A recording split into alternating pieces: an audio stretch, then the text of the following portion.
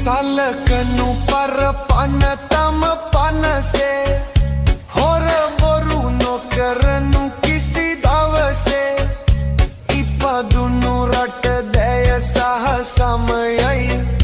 රැකමල පසුවද නම නොමැරෙයි හිටියොත් හොඳට හැදී